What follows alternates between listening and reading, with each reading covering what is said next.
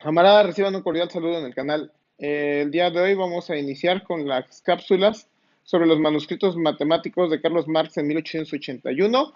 Es, son los escritos que Carlos Marx empezó a sacar sobre este tema, en particular cálculo diferencial e integral, como consecuencia de sus estudios económicos en el Capital.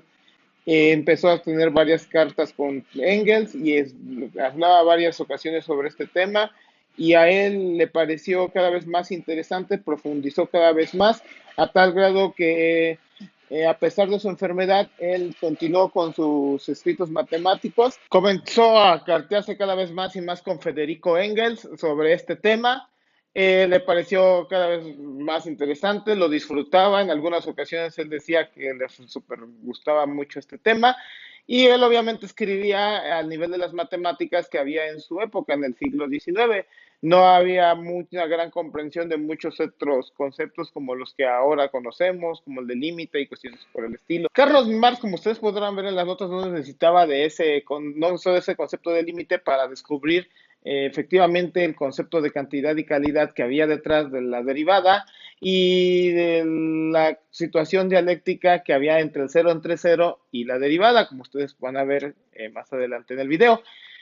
Pero, sin embargo, el concepto del límite te revela algo, que el cero en el numerador y el cero en el denominador no son lo mismo. Y que finalmente representa, cuando tú calculas el límite, es la rapidez con la que tiende a cero una cantidad, o sea, con la que disminuye una cantidad, con respecto a la rapidez con la que disminuye a cero la otra cantidad. Y desafortunadamente, pues eso estaba más allá de los alcances de Marx en ese momento.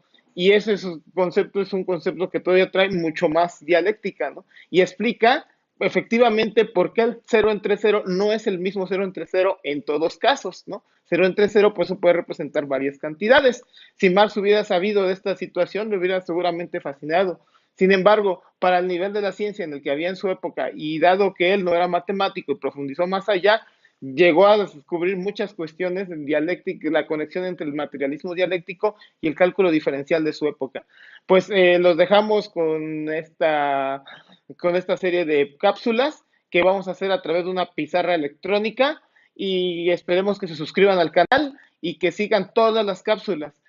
No es pretexto decir que yo, como no sé de matemáticas, no sigo o no procuro entender las cápsulas o cuestiones por el estilo. Yo creo que con más razón habrá que poner más de nuestra parte, más esfuerzo para comprender lo que nos quiere decir Marx y intentar nosotros hacernos diferentes.